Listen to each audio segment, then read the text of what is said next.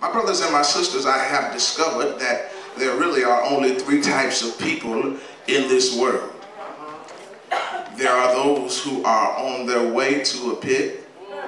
There are those who are in a pit. And there are those who are on their way out of a pit. But can I talk to us tonight that all of us at some point, sometime in our life, will have to face a pit situation. I don't know, we come from different walks of life, we come from different sides of town, some of us come from different cities, different states, but can I tell you, we've all had to deal with the pits of life. I think I need to talk to us tonight to kind of help us understand that your pit might not be my pit.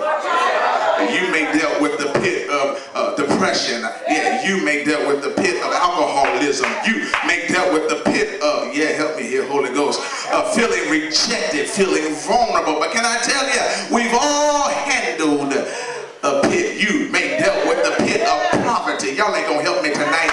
You may deal with the pit of hopelessness. You help me here, Holy Ghost. You may have dealt with the pit of hidden hurts. But whatever you've gone through in life, at some point in time, you have handled and dealt with a pit. For us really to understand what's going on in Psalm 57, we must first of all understand Psalm 56 and understand what David is talking about in 1 Samuel as he begins to leave and try to escape, yes, from the mountains and take cover and leave the caves in Israel as King Saul has put out an attempt to take his life.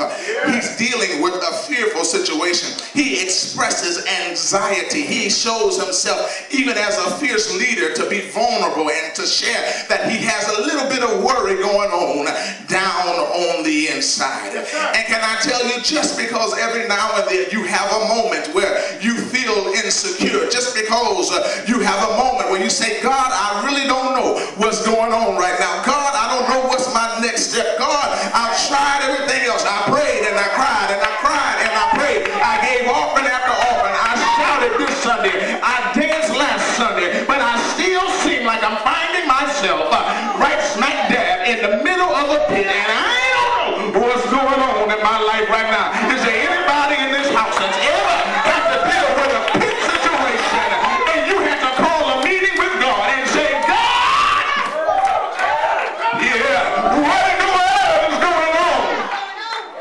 in my life?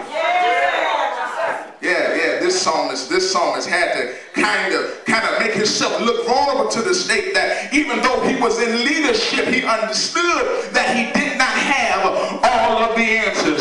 I come to holler at some husband, some wife. I come to holler at some mother, some father, some child. Just because you're in a leadership position, you may not have all of the answers. You may have help me here, Holy Ghost. You may have a child who's driving you nuts. You may have a boss who's getting on your last nerve. You may have a spouse who you can't stand, but you're in the same. Y'all ain't gonna help me tonight. But can I tell you, the same God that brought you to the pit will be the same God to bring you through. Yeah. This text starts off. He begins to tell God, God, be merciful to me. God, I need you to be God like none other. Yeah, he says, listen, I'm going to hide myself underneath your wings. I'm looking at verse 3. He says, look, verse 1, he says, look, these calamities have passed before me. I've dealt with things in my life. I'm crying out to you, God. Verse 4 says, my soul is among the lions. It's like people are trying to overtake me. They're trying to overwhelm me. He says, listen, it's like they're set on fire. They're waxed hot against me. They're coming at me with all kinds of intense purpose to take me out. They're coming to assassinate my character. They're coming to kill my joy. He says, listen, it's like their teeth are like spears and arrows. They're taking bites out of me. Their tongue is like a sharp sword. They're talking about me. They're lying on me. They're hating on me. Y'all ain't gonna help me. They're verbally abusive towards me. I'm going through some stuff. It's some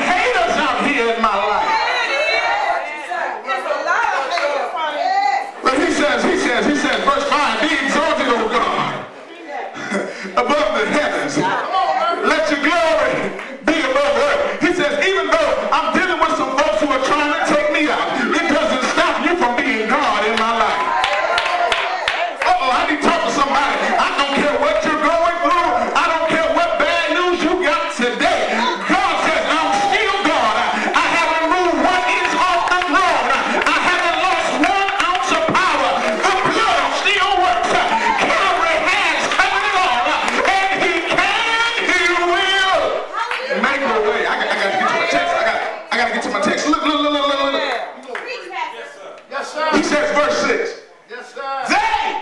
They have prepared a net for my steps. What you say? In other words, the writer says, there are some folks who have set a booby trap to try to catch me slipping. Y'all ain't gonna help me today. It's some folks who trying to set me up for failure. It's some folks who don't want to see me succeed. Oh, help me here, Holy Ghost.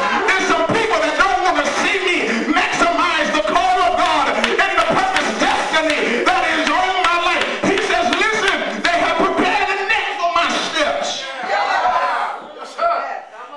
And because I have these hands, it's like my soul is bowed down. I'm kind of heavy about this thing. But watch this. They have dug a pit before me. He says, not only have they set booby traps, but then they gave me a landing place. He says, they put traps down to try to catch me up, and they're hoping that I fall into the snare that they set before. Okay, let me see if I can help us with this. Brings us to my first point. You got to understand, there will always be a plot for a pit. Come here, Bible, help me. It says the enemy, the devil, comes to kill, steal, and destroy. He has a master plan designed